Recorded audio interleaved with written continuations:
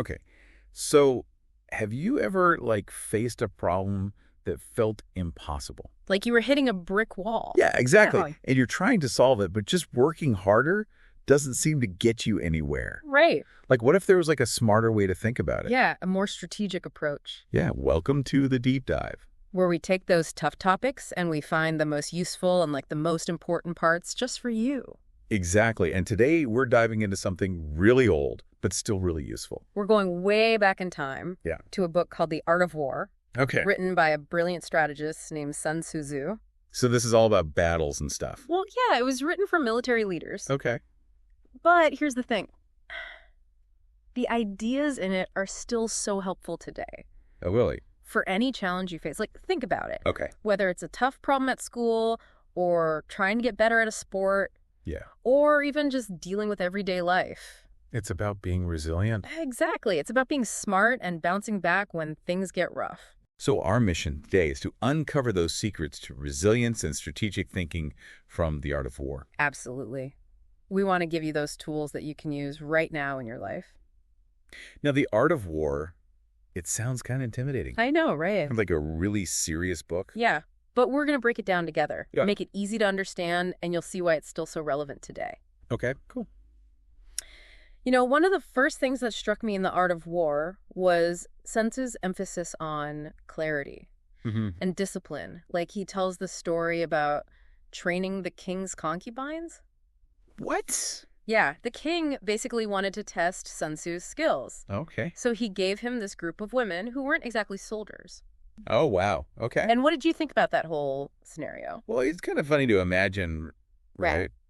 Like a bunch of, I don't know, I guess you would say like the king's helpers or assistants. Yeah, Or basically. not really trained for battle or anything. Right, exactly. And since he's trying to get them to follow orders, Uh-huh. And when he tells them to turn left, they just start laughing. it's kind of a recipe for disaster. It was total chaos at first. Yeah. But then Sun Tzu does something really interesting. What's that? He first blames himself. You know, like maybe he didn't explain clearly enough. Okay, so he's taking responsibility. Yeah, but when they still don't listen, even after he clarifies the instructions, he shows that there have to be consequences. Oh, wow. He gets serious. Yeah, he actually has the leaders of the group executed. Whoa, that escalated quickly. It did, but it had a powerful impact. What happened? Suddenly, everyone was paying attention, and the next time he gave the order, they followed it perfectly. Wow, so it's about setting clear expectations and making sure everyone understands the importance of following through. Precisely. Mhm. You know, if the instructions aren't clear, it's on the leader to fix that. Right. But if the instructions are clear and they're ignored, well, there need to be consequences to maintain those standards. It's like in a game, if no one's following the rules, it just falls apart. Exactly. It's not about being mean. It's about making sure everyone's on the same page and things run smoothly. Yeah, like in sports, the coach has to make sure the players know the plays. Mm-hmm. And if someone doesn't do their job, the whole team could lose. Absolutely. And that leads us to another key principle from The Art of War: planning. Planning, okay. Sun Tzu believed that any significant undertaking, you know, like a big game, a big project, a major life decision, it requires careful thought before you even begin. So it's not just about jumping into action. No, it's about assessing the situation, laying out a strategy before you make your move. So how do you do that? Well, Sun Tzu outlines 5 constant factors that you should always consider. 5. Okay, I'm ready. What are All right, so the first one is what he calls the moral law. the moral law? Okay. And this is all about harmony with your people, your team, your audience, whoever you're working with. So it's like everyone believing in the mission. Exactly. If everyone's on board and motivated, that gives you a huge advantage. That makes sense. Okay, what's number 2? Number 2 is heaven. Hey. Yeah, and this refers to circumstances, things that are outside of your control, like the weather, market conditions, unforeseen events. So like if you're planning a picnic and it suddenly starts raining. Exactly. You can't control the weather, but you can be prepared for it. Okay, I get it. So it's about being aware of the things you can't change. Right. And adapting to them. Okay, what's the third factor? The third is Earth, Earth. which basically represents the terrain, the environment, the resources you have at your disposal. It's like the tools you have to work with. Exactly. Your strengths, your weaknesses, your limitations. It's all about understanding the playing field. Okay, that makes sense. What's number 4? The fourth factor is the commander. Okay, so that's the leader. Precisely. And it's about their qualities, their ability to make decisions, their leadership skills. Are they inspiring? Are they decisive? Can they rally the troops, so to speak? Exactly. Can they make the tough calls when needed? Got it. Okay, so we've got the people, the circumstances, the resources, and the leader. What's the fifth and final factor? The fifth one is method and discipline. Okay, so that's like the plan and how well you stick to it. Exactly. It's about having a clear strategy, being organized, being efficient. So before you even start tackling a problem, you got to look at all 5 of these things. Absolutely. See if you have a fighting chance. Right. It's like making sure you have all the right pieces before you start building a puzzle. I like that analogy. Yeah, and it's interesting because Sun Tzu also talks about the cost of prolonged struggle.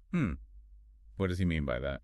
He says that lengthy conflicts, whether it's an actual war or a business deal or a personal challenge, they can drain you. Yeah, like you get burned out. Exactly. Yeah. He talks about weapons becoming dull and ardor dampened. So like your tools get worn out and your motivation fades away. Precisely. And he argues that no country has ever benefited from prolonged warfare. So it's not always about fighting to the bitter end. No, sometimes the most resilient move is to find a quick and efficient solution.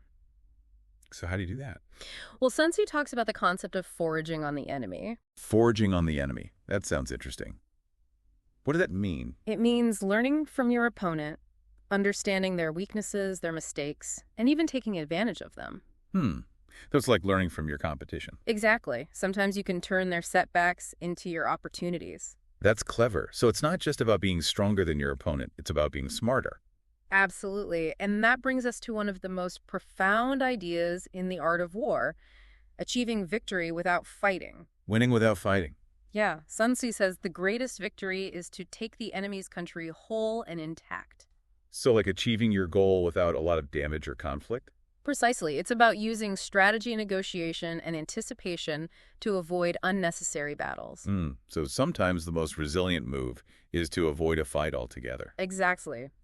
Sometimes it's better to find a peaceful solution, a compromise, or a way to work around the problem. It's like that saying, choose your battles. Exactly. Not every fight is worth fighting. Yeah. Sometimes it's smarter to walk away or find a different approach. Okay, so we've talked about clarity, discipline, planning, and avoiding unnecessary battles.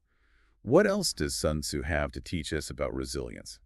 Well, he talks a lot about the power of deception and adaptability. Deception, like tricking your opponent? Well, it's not exactly about lying. It's more about being unpredictable, about using surprise to your advantage. Oh, okay. He talks about direct and indirect tactics. What's the difference? Direct tactics are straightforward what you'd expect, like a head-on attack. Okay. But indirect tactics are about using surprise maneuver, creating confusion, and catching your opponent off guard. So like a sneak attack. Well, it can be like that, or it can be more subtle, like using unexpected strategies to outmaneuver your opponent. So it's about being adaptable, not being afraid to change your approach. Exactly. Sun Tzu uses this analogy of moving in a circle, constantly adapting your movements to the situation. Oh, that's interesting. Like you're always on the move, always adjusting to what your opponent is doing.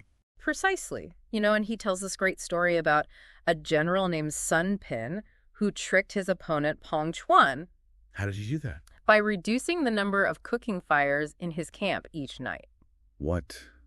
Cooking fires? How does that work? Well, Pong Chuan was observing Sun Tzu's army from a distance, and he assumed that the fewer cooking fires meant that Sun Tzu's army was shrinking, deserting him. So he thought Sun Tzu was getting weaker. Exactly, and that made him overconfident and careless. And Sun Tzu used that to his advantage. Precisely. He lured Pong Chuan into a trap and defeated him. Wow, so he used his opponent's assumptions against him. Exactly, and this principle is still so relevant today in business, in sports, and life. How so?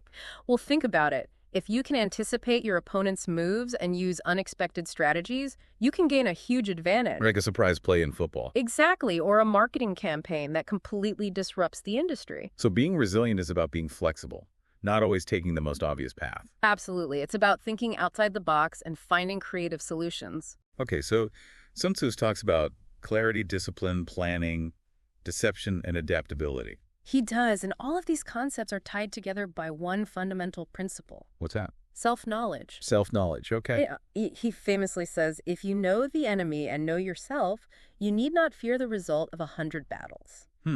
So it's about understanding your own strengths and weaknesses as well as those of your opponent. Exactly. It's about having a clear and honest assessment of yourself and the situation you're facing. Because if you don't know yourself, how can you know how to approach a problem? Exactly. And resilience is built on that foundation of self-awareness. Makes sense. And once you have that self-awareness, Sun Tzu also emphasizes the importance of decisive action. Decisive action, okay.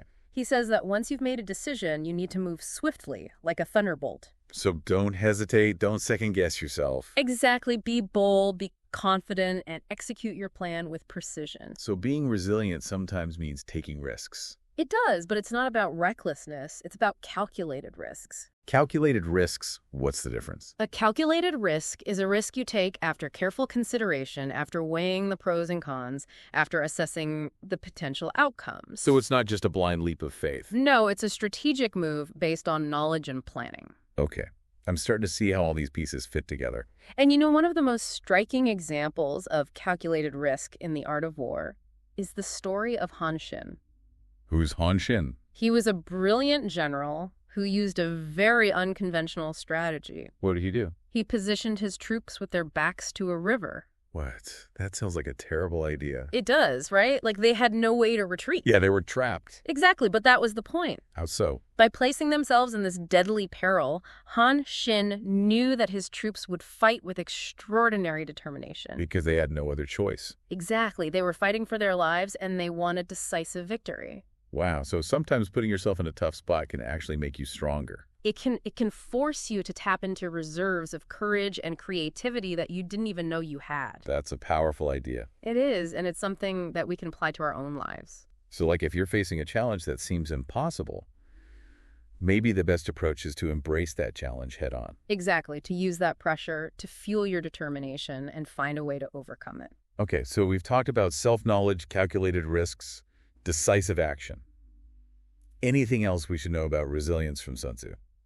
One final point that I think is crucial is the importance of information. Information, okay. Sun Tzu dedicates a whole chapter to the use of spies and the value of intelligence gathering. So it's not just about brute force, it's about knowing what's going on. Exactly. It's about understanding your environment, your competition, the forces at play.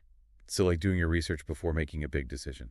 Precisely, or gathering data to support your strategy. It's about being informed. Exactly. Knowledge is power, and it's essential for making smart, resilient choices. So to recap what we've learned from the art of war today, is that resilience is about Clarity. discipline, Rating. adaptability, Deception. self-knowledge, Decisive action. and information. It's about using all of these tools to navigate the challenges of life and emerge victorious. So what's one challenge that you're facing right now? Think about it. How could you use one of these strategies from Sun Tzu to approach that challenge differently? Maybe it's planning a bit more. Maybe it's thinking of a surprise tactic. Maybe it's learning more about the situation. By being thoughtful, adaptable, and informed, you have the power to overcome any obstacle. Absolutely. Remember, the principles of the art of war are timeless. They can help you not only survive, but thrive in any situation. Thanks for joining us on this deep dive. We hope you found it insightful and empowering. Until next time, stay resilient. And keep thinking strategically.